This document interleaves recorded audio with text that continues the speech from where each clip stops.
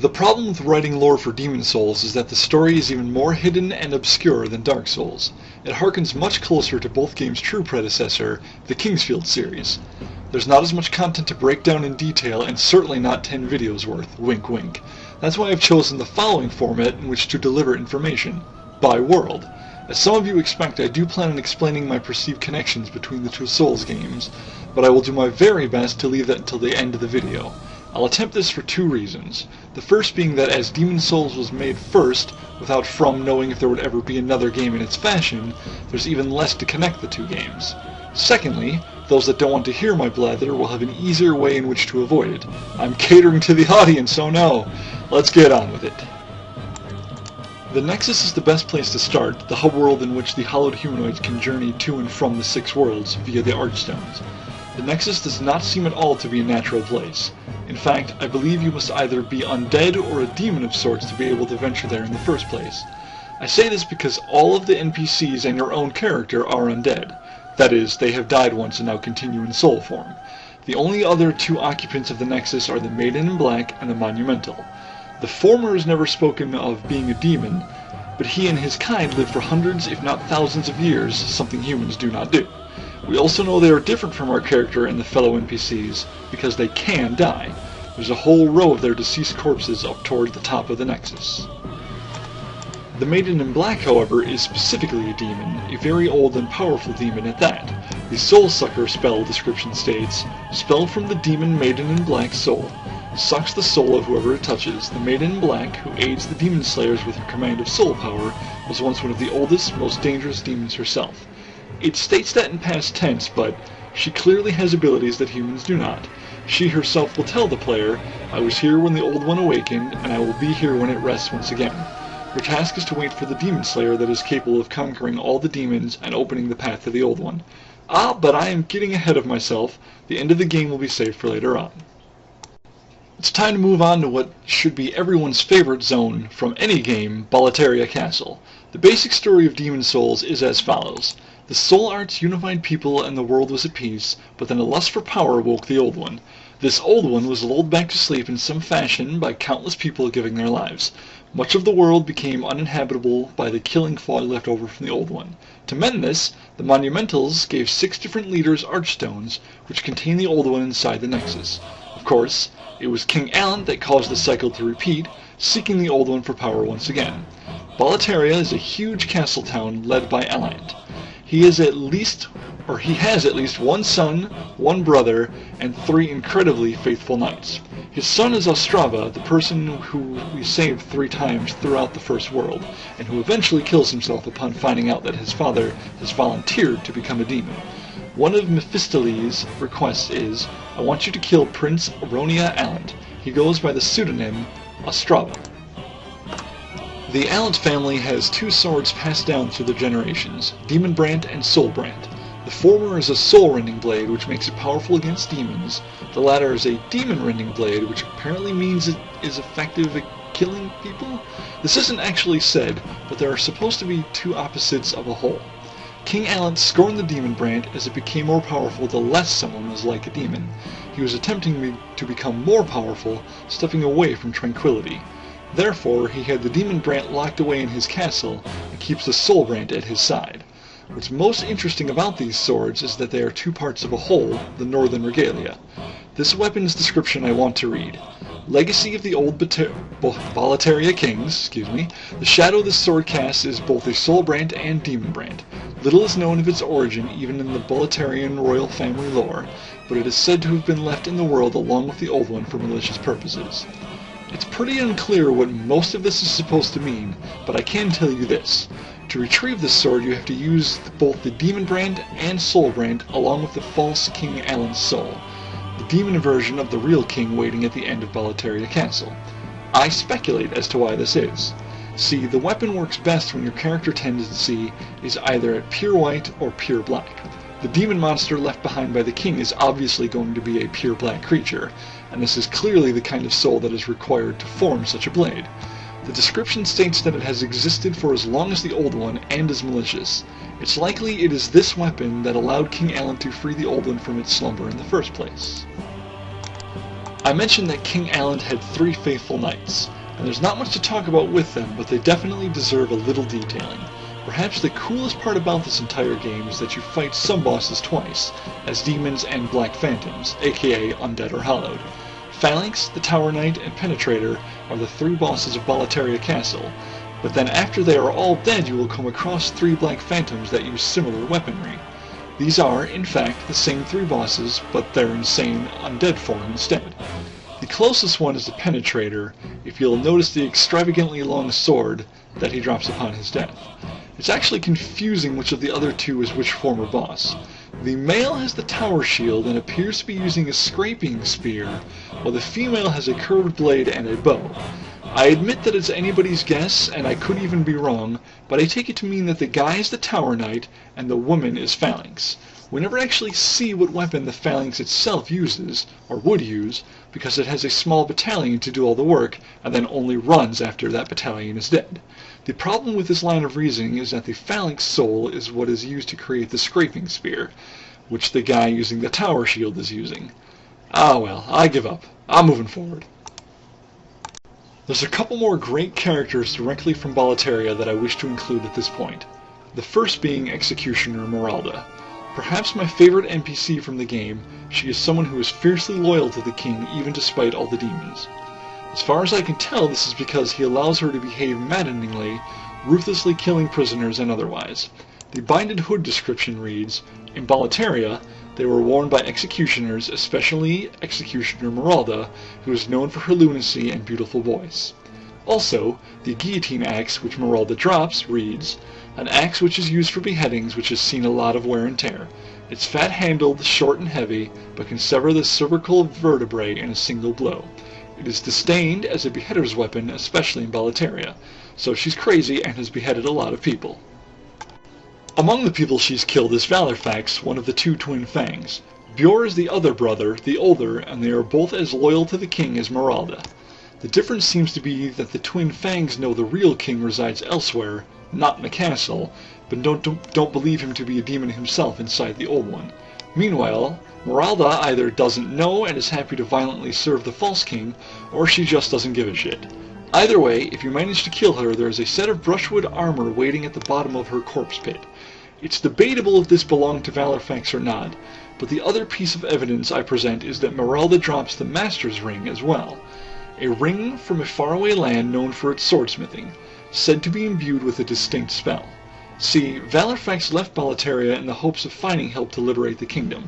He may have picked up the ring during his journey, and Miralda got it from his corpse when he returned, after she killed him. The only other NPC I want to mention is Yuria the Witch, who you can rescue. Her story is basically unknown, but she teaches some of the stronger spells in the game, and is the quickest of all the NPCs to aggro. She and other characters state that her magic is dark and that it stems from emotion, but as to what this actually means one can only speculate. She does explain that the dark arts come naturally to her, and that she was labeled a witch early on. She believes her path to be evil, basically. She herself attempted to capture demon souls, but was imprisoned by Miralda. Now that's something interesting. Instead of being outright killed like so many others, Yuria is imprisoned, as if her form of magic is useful to even the old one, who is working through Allant, whom Miralda works for.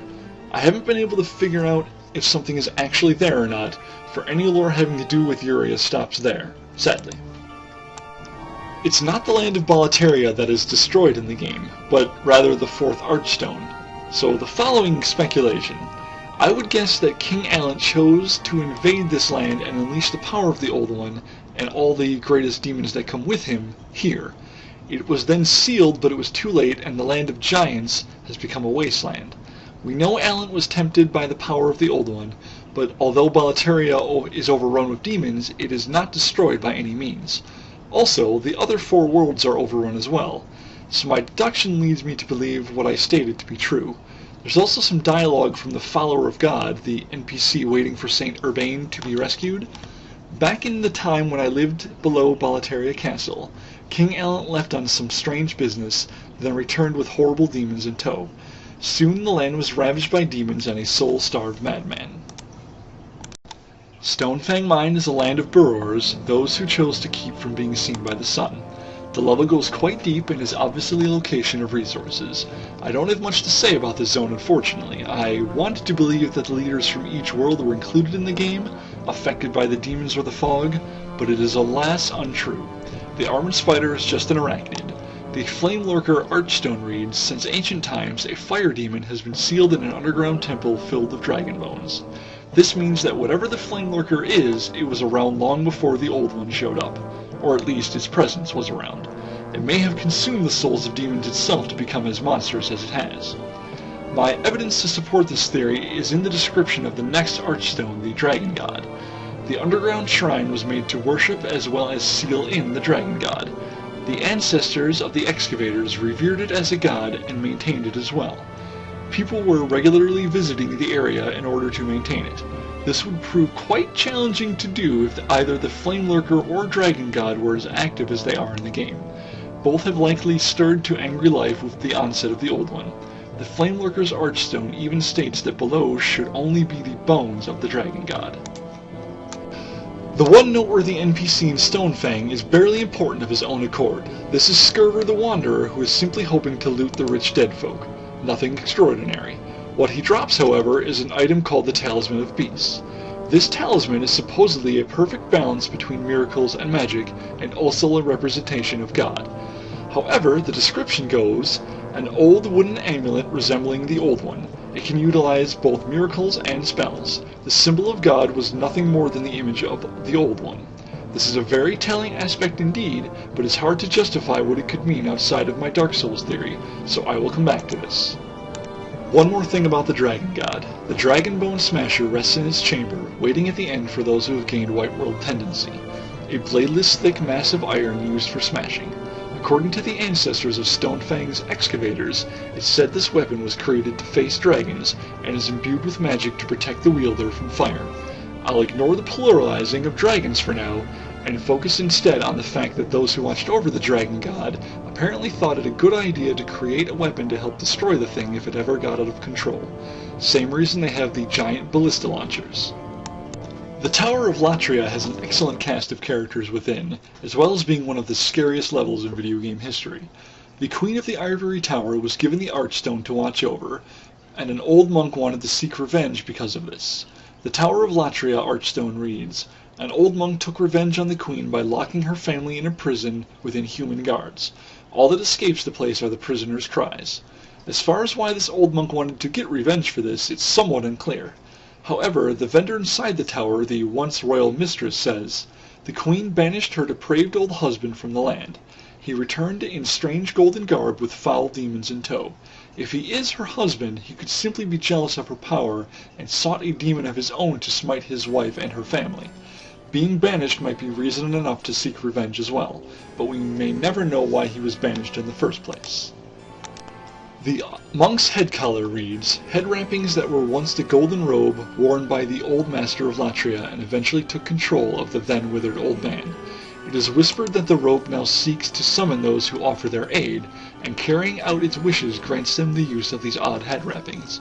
Could the golden guard be seeking out a new vessel to subjugate? Then also, the third and fourth Archstones successively state, masses of flesh litter these hanging prisons. Latria's current master, an old man who is no longer human, has been creating his own demons. And, his revenge complete, the old man withered away, possessed by golden robes of insanity. Too weak to be a demon's vessel, his soul was eaten. Also, the homing soul arrow, a spell made from the monk's soul, states, spell from the demon old monk's soul. Produce a soul arrow that tracks its target. The old man was nothing more than a medium for the robe that drives men mad. This spell reflects the old man's nature to yearn for power that was not his. So, the robe itself was a demon and basically tricked the monk into being used. To continue to fool the inhabitants of the tower, a fake queen was created, as read by the second Archstone. The church devoted to an idol mimicking the queen gave hope to the prisoners, but the malice behind it will crush their faint solace. The church is even run by those who know the fool's idol is a fake, as the summoner's dialogue reveals, ye fools know nothing of the world. The idol shall be revived for eternity. Rejoice, fools, for it is as you wished. There's debate as to whether the once royal mistress vendor inside the tower is the real queen or not, but I side away from this theory, since she speaks of the queen as if being a different person from herself. The third interesting NPC in Latria is Rydell. I fully believe him to be the brother of King Allant. I briefly mentioned before that Allant has a brother in the game, and this is he. I also believe that Rydell is imprisoned here because he was attacking the tower, specifically aiming for the Fool's Idol. Both of these ideas are based off of one item, the Clever Cat's Ring. A simple gold ring engraved with the seal of a small animal. Increases attack power when HP is below 30%. Held by Lord Rydell, known as Little Allant. There is also the Dullrat's ring, which forms a matching set with this ring. Little Allant is an obvious giveaway to him being a younger brother, and I call it obvious because Bjorn never says anything about a prince other than Astraea. The reason I think Rydell was waging an assault is because the aforementioned ring is found on the bridge leading to the boss chamber. This is the same bridge with the giant bolt-firing machine and many dead bodies. Not only is Little Allant imprisoned, but he is undead, and there is proof of this because a body with a broken phosphorus pole can be found in another cell altogether. That should take us to the fourth world, led by a shaman of the Tempest-worshipping Shadowmen. At least, that's what the Monumental says about him. Seems to me that this is a world in which two things are worshipped, the dead and the storms. I'm going to simply read the Archstone descriptions in order of the Adjudicator, the Old Hero, and then the Storm King. The dead, given seals of the hero by the Adjudicator, are taken to the Shadowmen's shrine to be purified and mourned in the storm. After purification, hero's remains are offered to the Storm King. His wings cover the sky, and he is accompanied by storm beasts. Like a huge flying stingray, the Storm King is the embodiment of the thoughts of Shadowmen from hundreds of years ago. Extrapolating as best I can, the Adjudicator would judge the dead that were brought to him, to find them worthy of being labeled a hero or not. The area in which we fight the old hero would have been to purify the soul before offering it to the Storm King. As far as the bosses themselves go, I only have a little lore to offer up. It would seem that those of the Church who use miracles are offended by what goes on in the Shrine of Storms. The regeneration miracle, which is created from the Adjudicator's soul, reads, "This miracle is a countersign against the pagan Adjudicator, who devours humans." What this also basically tells us is that those brought to the Adjudicator who are not worthy of being labeled a hero would then be eaten. It's been difficult to determine the job of the old hero, but I do believe him to be the shaman that was originally charged with watching over the Archstone. The large sword of searching states, the old hero is also called the Searcher of Storms, and its soul brings wielder good fortune in obtaining more items. Meanwhile, the Second Chance miracle reads, "This miracle is a countersign against the pagans who worship death and the dead." This is further proof of the Church disapproving of the goings-on in the Shrine of Storms. I'm assuming that the old hero's job was to act as a shaman of sorts, after he went blind of course, in summoning the Storm King to take, or probably consume, the purified dead. Once again it would seem that the big beastie of this world too existed long before the game began, hundreds of years ago. It was likely some worshipped creature that became demonic because of the old one. I would be remiss if I did not mention Satsuki, being at the very start of the Shrine of Storms. However, aside from him being an obvious foreigner of sorts, and trying to kill you whether you give him the Makoto or not, which he is requesting of you, I don't have any more information on him. Sorry. There's also grave robber Bilge, who by himself is not all that important, but he lends some slightly useful text. This shrine was used in a ghastly ritual by an ancient tribe. They have long perished, and now demons have put the souls to work. At least here you're killing things that are already dead, like skeletons and shadow lurkers. That's what I like about this place. Better than killing those poor, soul-starved humans, right? This is where the ancient barbarians offered their honored heroes to the winds. To seek winds in life and meet winds in death, that was the warrior's code. And all that's left here now is a fine pile of dust. This all helps confirm what I've already said, but it also adds that the tribe who worship the Storm King is dead, and their souls are now the skeletons and Grim Reapers. The Valley of Defilement is one of my favorite locales in video games. Don't get me wrong, it's a disgusting world that I'm sure smells like ass, but the concept and characters here are unforgettable. I'll start off once again by reading the Archstone descriptions, all 4 of them in succession. Overtaken by poison and plague, the dwellers attack anyone who wanders into the valley hoping to offer souls to the woman who showed compassion. The Valley of Defilement leads to a huge swamp into which all that is unclean flows, becoming a nest for putrelage, vermin, and plague. In a swamp infested by poisonous and vile creatures lies a filth-encrusted valley. The poor journey to this rotten place to offer their souls so that they might be freed from their suffering. Once a sick saint, Astraea lived with those awaiting death in the Valley of Defilement. She pledged herself to a demon soul rather than a cruel god to ease the pain of the people there. So, the place is a last resort for the wretched people, but I'm guessing it was where all the unworthy were sent long before the demons came. The use of the word poor leads me to this conclusion, along with a line of text from the filthy woman vendor. Finished already, you wretched penny pincher. Just let the children of the poor die, is that it?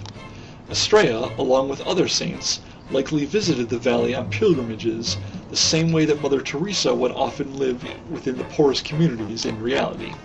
There's slight proof of this in the heal miracle, a simple expression of God's power. Holy warriors call upon this miracle during their lonely journeys. Then one day the Old One was freed and the world changed. This process, much like most of the game world, caused the inhabitants to morph into monsters. This time it was not soldiers or a pagan tribe that became infected, but the poor and meek, those that had already suffered enough.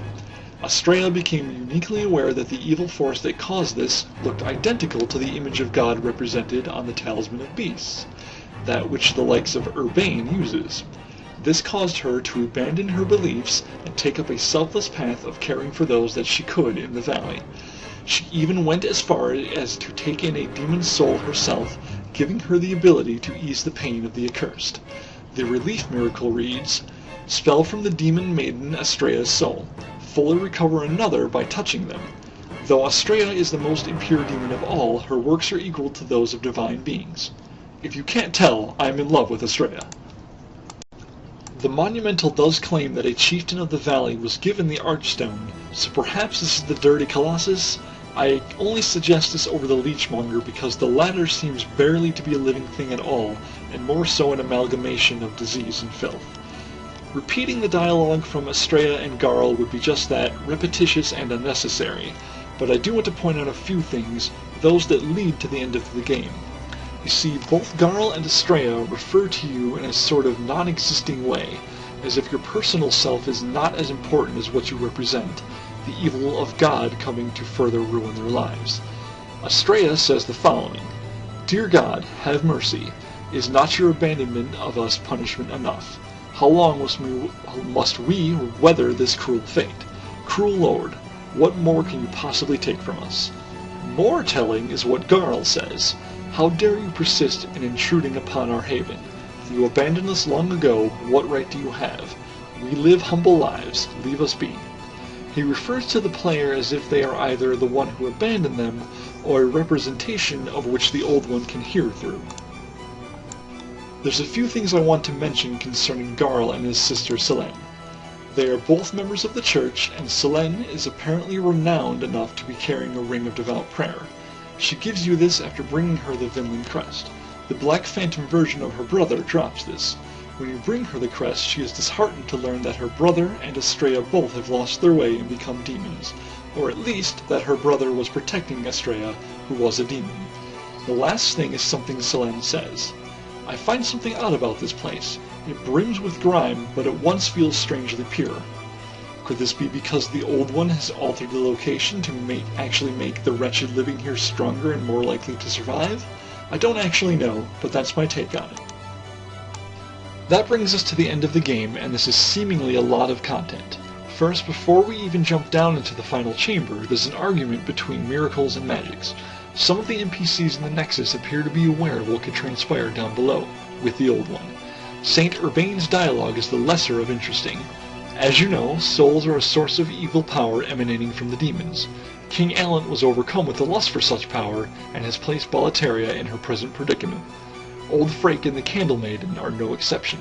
So, in other words, he is aware that Freke is wanting to control the demons, and that the Maiden in Black is herself a demon, seeking control as well. Now, on to Freke's awesome dialogue.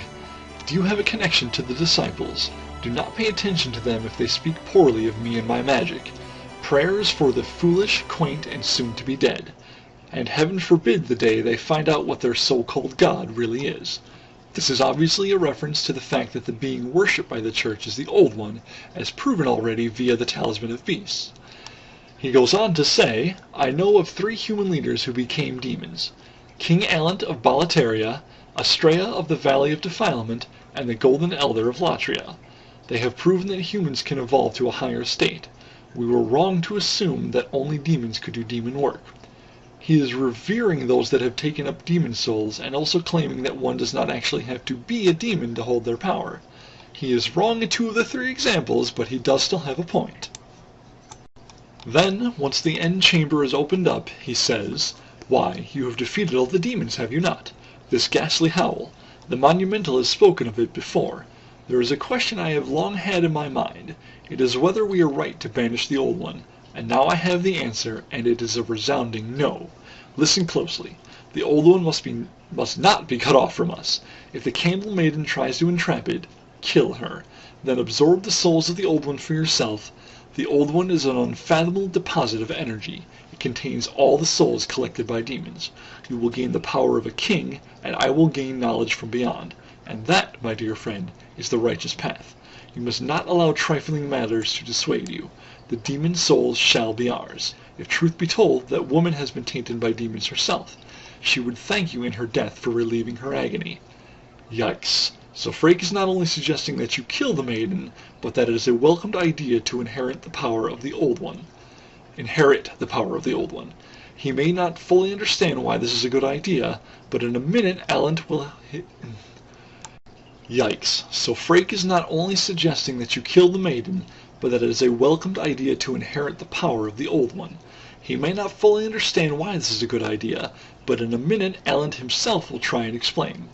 I nearly forgot to point out what the crestfallen warrior says after you defeated Phalanx, but I deliberately saved it for this moment. Well, you find yourself a demon soul, have you? I'm impressed. Yes, indeed I am. Stay the path and you will soon be a monster yourself. Can't you see you've fallen for their trap? Another telling sign that you are merely a servant of the Old One, be it directly or not. You are doing exactly as it wants. So we go down the hole, escorted by the Maiden in Black. Firstly, upon defeating false King Allant at the end of Boletaria Castle, the real king delivers us some dialogue. How did you defeat my precious demon? No human has an appetite for souls such as you. The rest is up to the Old One. If it is to be, then you shall be beckoned.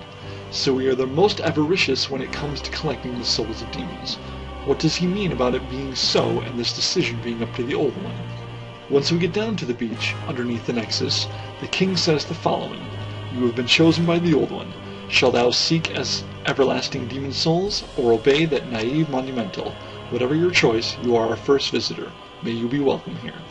There's obviously a choice coming up here, and the king seems to believe that the monumental is not fully aware of what is going on. At the start of the battle with Allant, he says, Surely you have seen for yourself the pain and suffering that fills this world. But fight poison with poison. God is merciful, and so created the Old One. The Old One will feed upon our souls and put an end to our tragic realm of existence. If you lose to Allant somehow, he says, I have had enough of this rotten world. If you win, Allant gives the very telling message, You fool, don't you understand? No one wishes to go on. For one reason or another, Allant believes that life is too insufferable to live, and that the Old One's methods are a better answer. Looking back upon the worlds gives us the story that he might be right. Miners are nearly slaves, and they have to day in and day out maintain the chamber for the Dragon God. The Tower of Latria has hundreds of imprisoned and ruled by a married couple that are warring. The tribe at the Shrine of Storms eats half their dead and offers the other half to a monster to also be eaten. The poor and defected people are sent to the Valley of Defilement to live in crumbling structures amidst a poisoned swamp. In my opinion, Allant has a point. Well, Allant is truly only a stepping stone, and we are given the decision to either kill the Maiden in Black or walk away, allowing her to pacify the Old One, sealing it away forever. With the former decision, it can be assumed that we take Allant's place, continuing to consume souls and infect the world. This will ultimately lead to nothing but a land of demons, as proved by the Giant's Archstone. The latter choice means that in some form or another Boletaria is saved, as well as the other worlds, with the Old One being sealed away once again, supposedly forever. Of course, this would easily mean that all the bad things I mentioned a minute ago could start up again, including a wasteland of poor and diseased people in the valley. Allant was right that a lot of those people likely don't want to go on. Also, your character technically becomes the next monumental, as stated by the ending dialogue. What I find strange is that if you leave the Maiden in Black alive to seal the old one, you receive her soul, and if you kill her and take Allant's place, you receive the Beast Demon's soul. These seem backwards to me, knowing how the rest of the game works. Kill a demon, get their soul. I suppose it's truly a reward system instead of a pillaging effect. You side with the old one and receive its soul as a reward. What I also like is that the Maiden is apparently aware that you could choose to slay her. To bring the old one closer, she announces, "Old one, I have brought thee what thou wisheth, thy new demon. Come now, be good." She knows that the old one has been seeking the player. Regardless, her goal is to seal it away and herself, and to slumber with the old one forever. This seems fitting, as she is also a demon. You know what, folks? This means it's time for the 100% speculation section, connecting the two games as a series with Dark Souls being a prequel. Though some of you, if not most, have heard this before, my theory on these Souls games is as follows. Thousands of years ago, the events of Dark Souls happened, with the souls of gods waiting in the flame for the right undead to make use of them. Gwyn and all the other baddies take up powerful souls, kill off the dragons, and the events of the game happen. I am not going to go into detail because I already have plenty enough in the Dark Souls lore series. One other monster begins his path as well, the Dark Lord via the player and all the other undead humans. Well, the Dark Lord takes control and then continues to try and expand his realm beyond Anor Londo. When this happens, the people of many lands eventually fight back and seal away the threat, which they come to know only as the Old One, below a place called the Nexus. This location has obvious powers able to contain such a Dark Lord through the use of control of 6 Archstones. Unfortunately, a person cannot help themselves but to seek ultimate power, much in the way that Gwyn and Izalith had, and so King Allant released the Old One on the land formerly known as Anor Londo, the land of the giants, filling it with demons and deadly fog.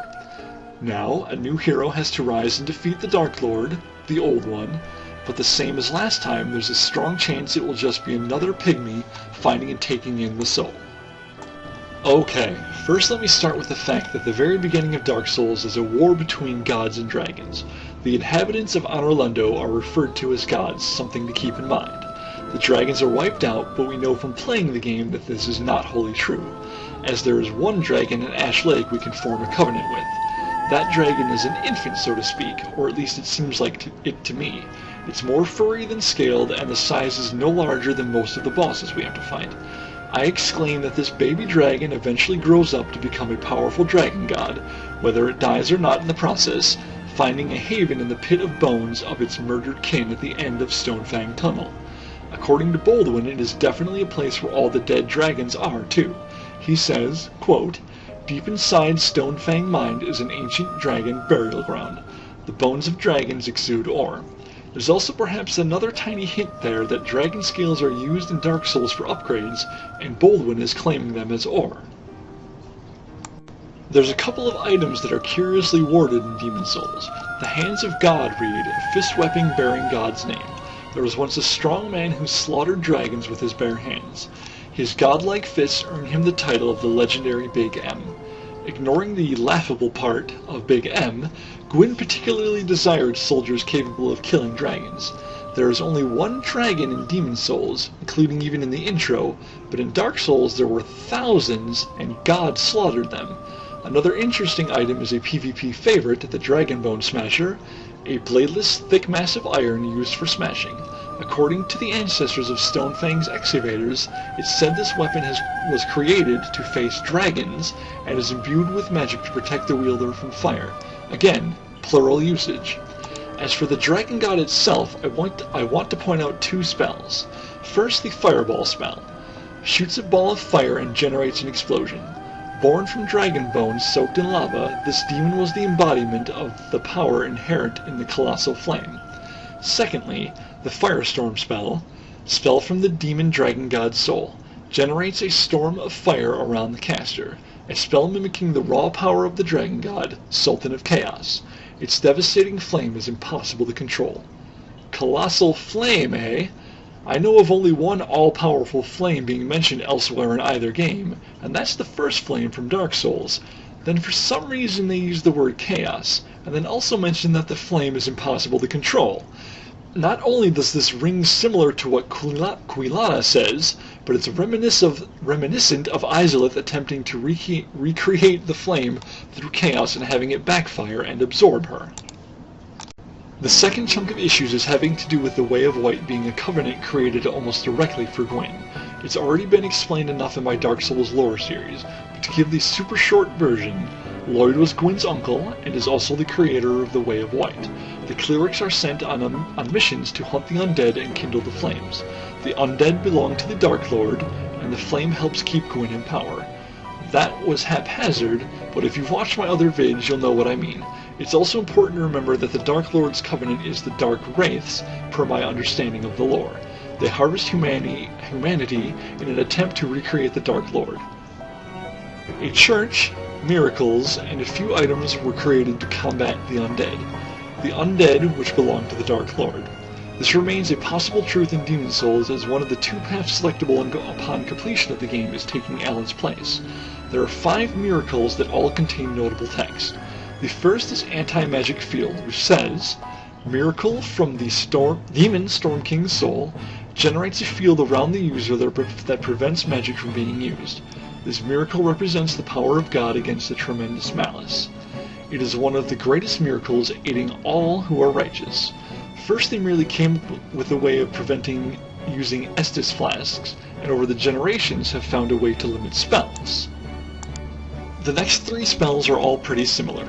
Heal, a very elementary miracle, recovers the user's HP, a simple expression of God's power. Holy warriors call upon this miracle during their lonely journeys.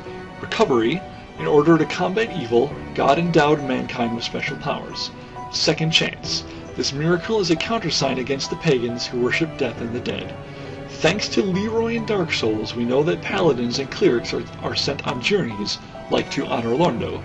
All 3 of these miracles speak of God. The inhabitants of Anor Londo were called such, Gwyn being the top dog, but the Second Chance miracle brings up the dead and worship of death.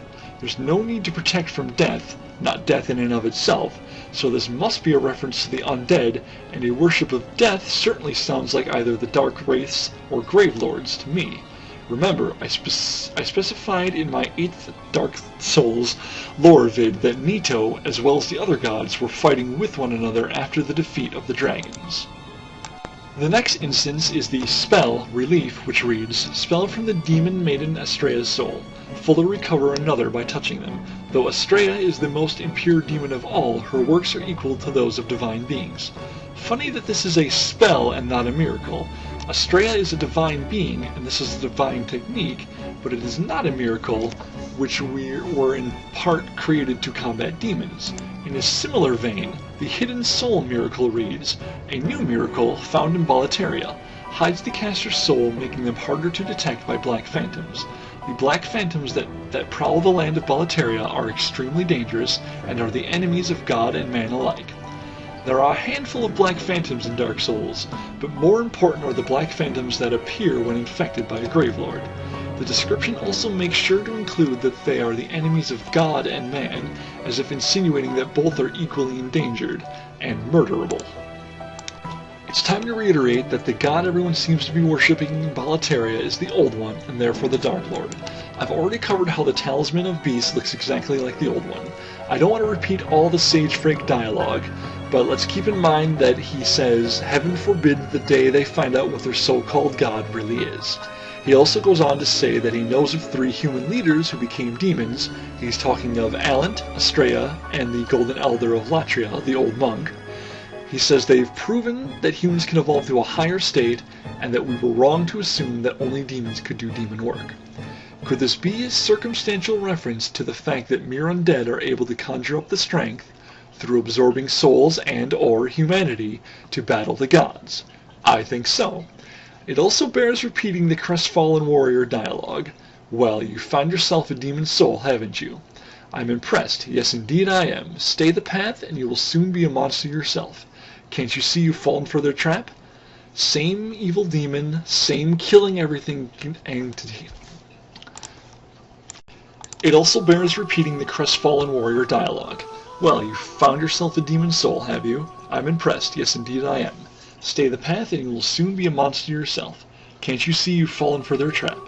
Same evil demon lord, same killing everything and taking control plan. The next one is going to be a stretch, but hell, some of you think it all is. I don't have a real answer in full, but I find the swords of Boletaria suspicious. The demon brand is specifically effective against demons, which spawn from the bed of chaos, and the soul brand is effective against humans, the undead, or at least works better when the wielder is more evil, Dark Lord. Combine them together to create the Northern Regalia. It's called the Northern Land of Giants, what I believe to be Miralda. The description of the sword claims it has been around for as long as the old one. Now, I'm not going to say this sword is some specific blade from Dark Souls. However, Astraea has some dialogue. Here in Boletaria, we speak of the legend of the two swords and the last hero. The two swords are Demon Brand and Soul Brand. One sword banishes that which befouls man, and the other banishes man himself. The last hero is Old King Doran. King Doran is the Everlasting One, founder of Boletaria and protector of the two swords. King Doran is everlasting, old enough to have founded Boletaria eons ago. He protects the two worlds, one which kills demons and the other man. Could Old King Doran be Selen? He was cast from royalty and spends the game seeking out his own power. If you bring him along for his entire story arc, he survives through the killing of Gwyn. The fight ends and he disappears with no answer given to his next move. What if, upon killing his father, he slowly begins to build against the Dark Lord to regain control one day? The gods of Miralda don't quite die unless killed. Selen takes up yet another false name, forms a kingdom over time, and creates some specific swords. One can hopefully kill the Dark Lord, and the other can perhaps kill someone like Gwyn if they rise to power. Say, like Allant. Another thing I had a hard time resisting until now was the old monk backstory. This is perhaps the most obvious example of the two games being related. In Dark Souls you find someone named King Jeremiah in the Painted World wearing the monk's head collar. It's called the Xanthias crown in that game and has a somewhat different shape, but in the description it even states that Jeremiah is a legendary exile. Queen Latria banished her husband and he in turn found the monk's head collar to seek revenge. The once royal mistress says as much. By the way, it's called the Xanthias crown and Jeremiah himself has the same title, and the soul you receive from defeating the old monk is called the Yellow Soul. Of course, I have to admit right at this moment that the time frame does not add up. Most things I am referencing point to the games being anywhere from decades to 1,000 years apart. Then again, having the monk's head color might be keeping Jeremiah alive even past his natural death. He is simply a corpse upon confronting him. Also, there's no telling just how long ago the fool's idol replaced the real queen. We know the story, but not the time frame as to when it happened. The old monk may have been in control for hundreds of years, with the fake queen acting the part to keep the denizens of Latria in line. Besides, the legal issues may have forced the slight differences to be made in both name and appearance of the landscape. The headpiece, excuse me. In my 10th Dark Souls lore video, I went into detail about how the Maiden in Black could very well be Velka. The game tells us several times that she is a very old demon herself, and yet she is working against the old one. So perhaps she is not a demon in truth, but rather a god, one who believes in punishing sin. Clearing Gwyn away was one thing, he had the punishment coming, but now to encroach on the entire world, the Dark Lord must be stopped. She's also one of the very few NPCs in Demon Souls that uses language like most of those do in Dark Souls. This is further proof that one game came before the other, and that the Maiden in Black is likely from that time. She sounds like Priscilla when she speaks, using words like canst, art thou, thee, prithee, dost, requireth, thine, hark, your, wisheth, and mayest. Further speculating, the Maiden's primary dialogue for when you are leveling up is suspicious. Soul of the lost, withdrawn from its vessel, let strength be granted so the world might be mended. The Dark Lord required humans to go hollow so that they could become stronger with humanity. Velka understands how powerful this process can be, since she's seen it before, and initiates the same technique within the Nexus. The undead are brought to her and sent to collect the souls of demons, which can be used to gain strength. She is mimicking the very thing she needs to destroy. A few more quick nothings but funsies. Brammed, the weapon of Garl, not only looks a little similar to Grant, Paladin Leroy's weapon, but in the description it is stated that normal human strength will not be able to wield either. I'm not saying they are one and the same weapon, but perhaps they are the same class, created by the Way of White for the strongest members back in the day and now. Heck, if you ask me, Grant even looks like a rough, unrefined version of Brammed. If you recall, one of the things I spoke of concerning Izalith and pyromancy was that the fact that the flame magic existed before the invention of pyromancy. In fact, that art did not come about until the Ben of Chaos was created. The witches of Izalith helped slaughter the dragons of fire spells. Pyromancy was never looked upon too fondly in Dark Souls. Now I'll read what the Water Veil spell from Demon Souls reads. Support spell. Covers the user in a sheet of water, slightly reducing fire damage. Fire is a common method of attack used in both natural and magical forms. Natural and magical forms, eh?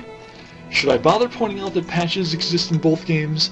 Even I have to admit that it's mere fan service. Unless of course the games are truly only a short time apart, but that seems unlikely. It does help the theory on a spiritual level, however. You may still not be convinced that Dark Souls is a prequel to Demon Souls, and because of the damn legalities it can never be admitted to by From. However, I at least hope you enjoyed the Demon Souls lore before I began that part. I hope my evidence is enough to do some swaying though. Regardless, it was a pleasure creating a lore video for this game, one of the best ever created.